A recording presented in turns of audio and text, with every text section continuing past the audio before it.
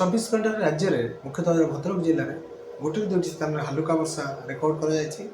सहित राज्यर अवशिष्ट अंचल मुख्यतः पाग शुखला रही देखा सर्वोच्च दिन तापमात्रा आम 37 डिग्री सेल्सियस सर्वोच्च दिन तापमात्रा मालकानगिरी रेकर्ड कर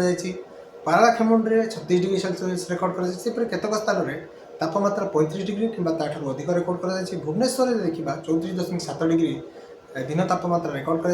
रात्रि तापमात्रा भुवनेश्वर में 23 डिग्री सेल्सियस रेकर्ड कर राज्य में आम देखा अनेक स्थान में बर्तमान दिन तापमात्रा स्वाभाविक स्थित रही बेले आमर रात्रि तापमात्रा स्वाभाविक अधिक रेकर्ड कर आगामी जो रोचे 2 दिन में दिन तापमात्रा राज्यर किसी स्थान में 2 ରୁ 3 डिग्री जाए वृद्धि होबार संभावना रही रात्रि तापमात्रा विशेष परिवर्तन होबार संभावना रही आमर डे 3 एवं जोटा कि रोचे मुख्यतः भाव में डे 4 ये अर्थात आप जो 3 और 4 तारीख ये जो 2 दिन राज्यर किसी जिले में आमर हालुका मध्यम धरण वर्षा रुख्यतः भाव उत्तर आभ्यंतर ओडिशा झारसुगुड़ा सुंदरगढ़ केउझर मयूरभंज यू जिला गुड़िक स्थान गोटे दुईट स्थान हालुका मध्यम धरण वर्षा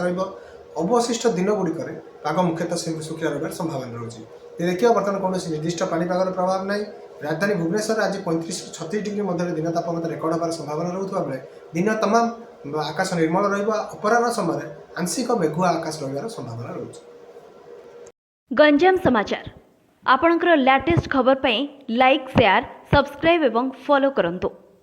गंजाम समाचार फेसबुक यूट्यूब ट्विटर पेज को अधिक तथ्य पई विजिट करंतु आम वेबसाइट www.ganjamsamachar.com।